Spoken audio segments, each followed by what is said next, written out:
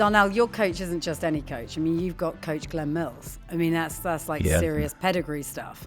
And like you say, your training partners, and you think of Usain Bolt's training partners and people like Johan Blake.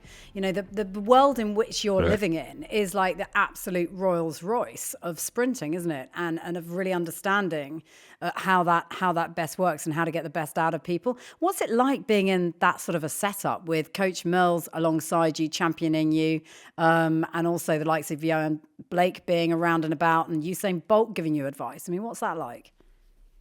It's pretty cool, you know. Obviously, like you said, this is like guys who make it to the world finals every single time, and they give the best performance every single time. So to be in the presence of those guys, and that's how comes you've seen the performances you've seen from Usain from over the years, because he had the likes of Johan Blake and Warren Weir and those guys pushing him. You know, it's almost as if he's out in the finals every single day in training, especially when it comes on to the technical sessions, like the 60 meters, the 40 meters, the block starts and stuff like that. So being in an environment like that is very, very competitive. It keeps you on top of your toes. It keeps you motivated because you want to be the best, you know. Track and field is very individual, so obviously you have the likes of your training partners there, and you can be very competitive at times. The coach doesn't really like it because some of the times he'll have you run together. In what way does he not like it? So, for instance, some days where we are training like for 150s, for instance, he is asking for like 16.5 seconds, and the two of us will run together. He'll end up getting like 15.4, 15.8. So now we're starting to race each other rather than doing the program. And yeah, but how can you not? That's the really interesting thing, actually. How on earth can you not? I mean, surely there's just this instinctive nature within you that just can't quite pull back from that moment when you're in it. Well, the thing is, this is why you have to train smart, because if we constantly race each other now in training, you either peak yourself too early, one, or two, you might run yourself into fatigue. Now you're going to get tired and you can't finish the program. And if you can't finish the program, the coach gets upset. And when the coach gets upset, then he'll have his revenge on you. Because now he'll say, oh, so you didn't finish the program. So guess what? Tomorrow, you'll do the same program again, plus the rest of the workout that you had for that day. So you have to be smart with it. He's brutal. He's brutal, that coach. Trust me. Some days you can't escape, honestly. There are days when it's like pouring rain down here and you think, okay, I'll get away today. No. He's going to sit there and wait until the rain stops, or you'll get the same program the following day. I kind of want to know, when did you realize that you were fast? And I don't just mean like you were, you could run quickly. I just mean that you could be genuinely competitive and play at this level, because there must be a moment where you can either kind of just go, okay, well, I've been in college and been really fast in college, but that was then, and I'll just crack on with the rest of my life in a different capacity. And then a moment where you go, oh, actually, I can do this on the world stage to a really high standard. I mean, when was that moment for you? Was there one in particular, or has it just been a cumulative process?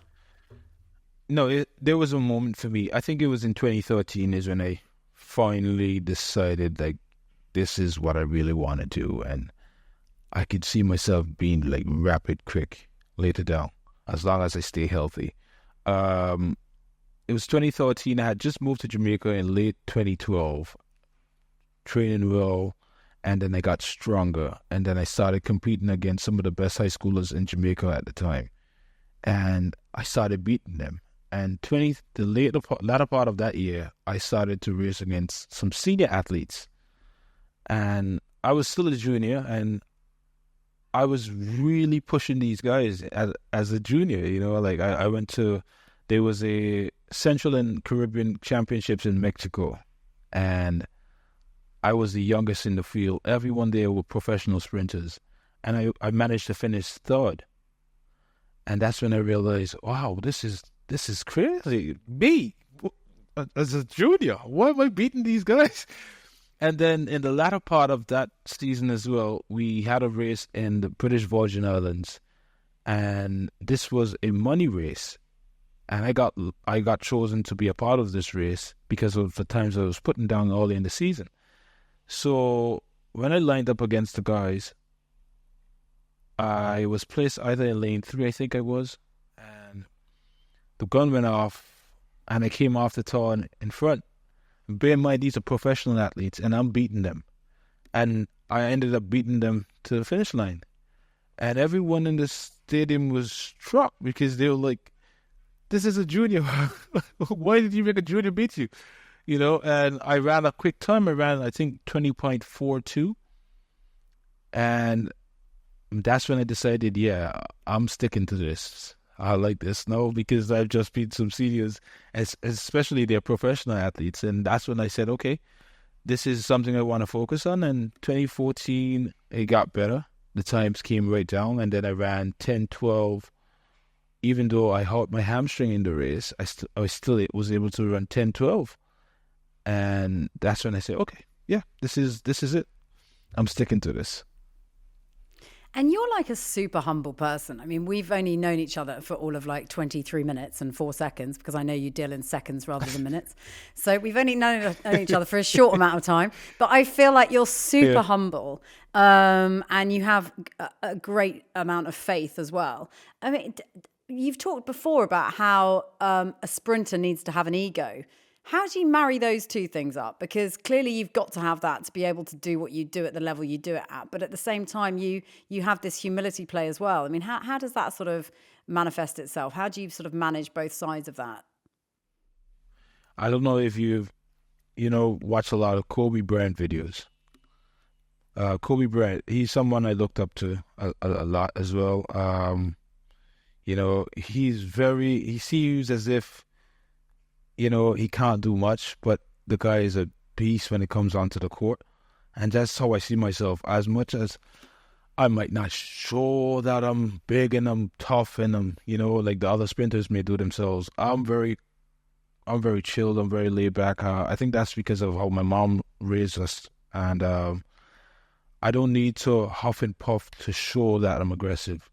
When the time comes to compete, the competitor in me wakes up.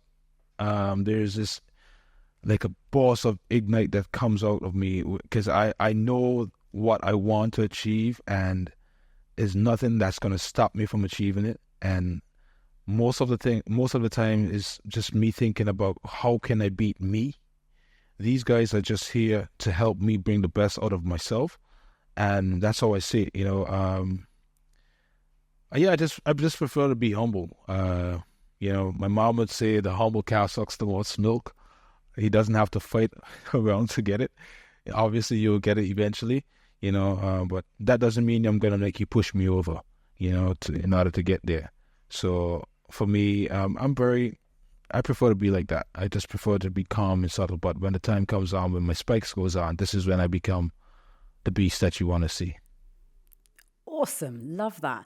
What is your observation, though, of those around you who don't play it like that? So if you think about Usain Bolt and his sort of showmanship and the way he was with the stadium and the audience and, playing to the fans and the lightning bolt and everything else, like, what's your observation of that type of showmanship? Because that's a completely different kettle of fish, isn't it? And is that just, is that somebody having showmanship for showmanship's sake, or does it actually have a purpose because that's who they need to be in order to run their own race?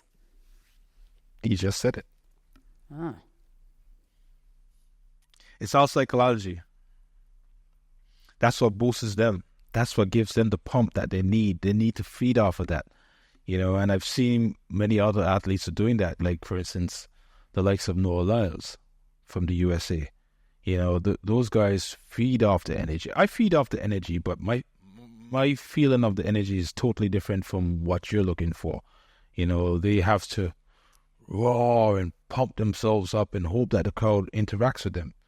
Because, for instance, at Tokyo Olympics, when there was during the COVID time, there was no crowd there to give you what you're looking for. So in that moment, it was very difficult for us athletes, because those guys who would look forward to the crowd reacting to them, they didn't get that. So I think the performances weren't as what they were looking for, because they didn't get that energy to feed off of. But I think that's just who they are, and that's just their personalities, you know. But I think it's also a psychological warfare where they do those things to get into your head. Usain good in training? Does he give you pieces of advice? Is there stuff that you've gleaned from him that perhaps you kind of, you know, think, "Oh, that's something to really hold on to. That's something that I can really use"? Usain and I, well, he's no longer there, but when he was there, he used to like encourage us as youngsters, you know, because he'll see us dying on the track and stuff like that. And as much as Usain is the type of person where he's so successful and stuff, Usain is very humble. He's very, what we call, down to earth. You know, there'll be days where he'll obviously provoke me, where I'll be dying on the track, I'll be laying down and rolling and, you know, feeling the pain from the lactic acid. And he, for instance, his therapist will be on the track with a cooler, and he had like a wash rag inside the cooler with ice, and he'll get washed down each time that he crosses the finish line. So the lactic acid wasn't so bad for him. But me, I didn't have that. I didn't have that. So I'll be there bawling in excruciating pain, and he'll come across and he'll either pull me up and say, "Get up, man. Get up, man. Come finish the program. Finish the program." And he'll shout at coach and say, "Coach, Zharnel can't finish the program. He might die over here, man." So those are the things he'll, you know, like try to provoke you and stuff like that. But it was always good energy, good vibes, and you know, he's very encouraging at the same time. You know, he wants to see you do well at the same time, but you know, he's a competitor, so yeah, he tries to bring you up so you can, you know, give your best of your ability. So yeah, I think he's very cool. Wherever we see each other, we'll either fist pump. You know, he'll ask me how's training going and stuff like that. But to say like we actually sit down and talk, no, we don't do that. You are very grateful, though, for the environment in which you are training and in which you live, and the people around you. The gratitude piece is really important to you, isn't it? Tell me why that's the case. Tell me why that matters to you so much, and why you think it possibly could also be, you know, a part of the bigger picture where performance is concerned. One, I'm not from here, so that's one. Me coming here into the environment and obviously reaping the benefits that I'm reaping, I have to give back in regards to my gratitude. I have to give thanks for the time that they put into me. The same. It's not like this person will get more than that I'm getting, and it's very equal. So for me, I have to give gratitude towards my coach, towards my agent, the therapist in Jamaica as well, because without them, I wouldn't be where I'm at right now. So, and also, you know, when I'm here in Jamaica and I'm competing, even though I'm running for Great Britain, the people in the stands are still supportive of me because they've seen me come through the high school ranks and stuff as well. So for me, I'm always giving back gratitude in that sense. And it's just welcoming for them to have me here in their country, being the best athlete that I can possibly be. And for that, I say thank you, always. And you have a strong faith as well? Obviously, yes, I do. My mom, this is something we've been instilled in from very young.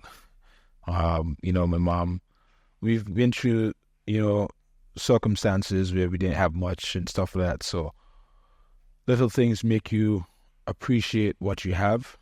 And obviously the success that you have, the times where you ask God to, like, you know, Lord, I'm asking that you see me through, give me the health, the strength to carry through and push on and to walk, to, you know, to endure through all this pain that I'm going through. Let it be something rewarding at the end of the season.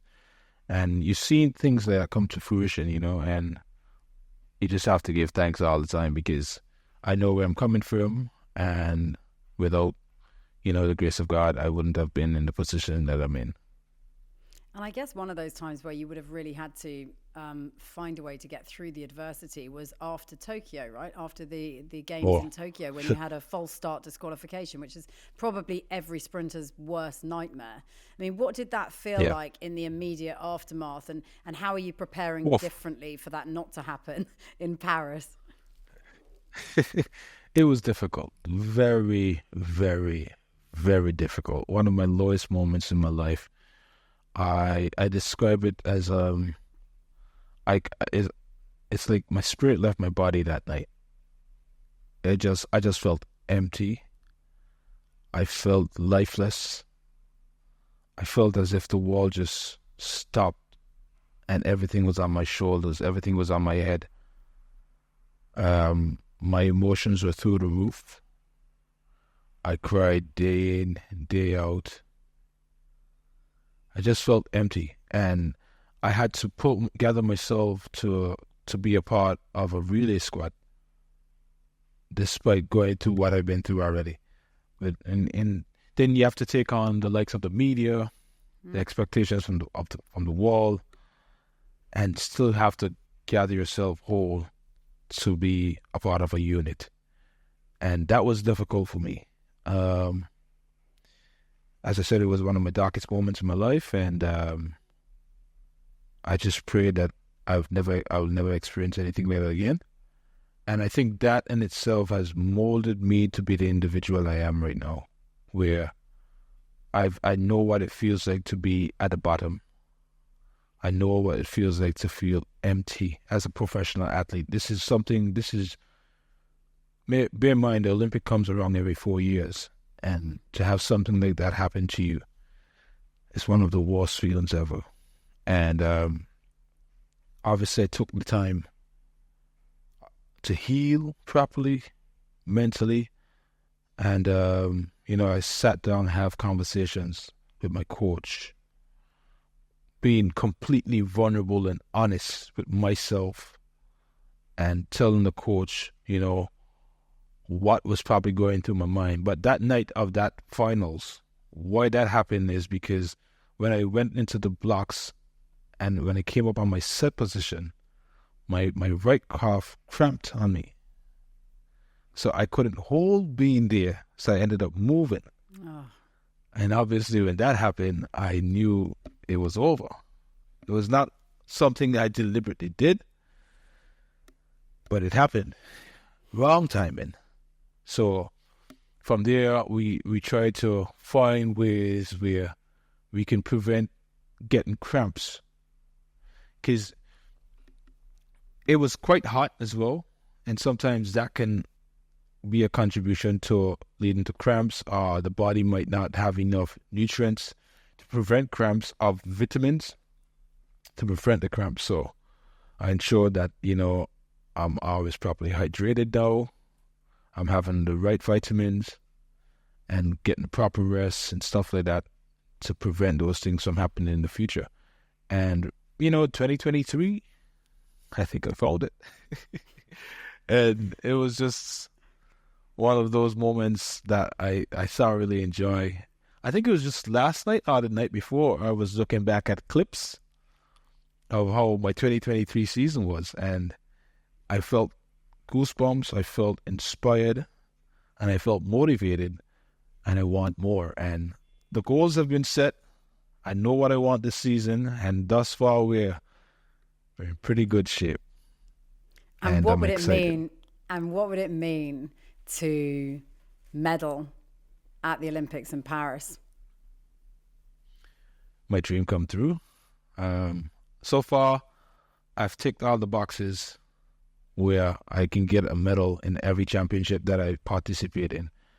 And getting a medal, individual medal, I'm putting it out there now, individual medal in the 100 meters or the 200 meters, whichever event that I take on, along with the relay, would mean the world to me. It would mean the absolute world to me.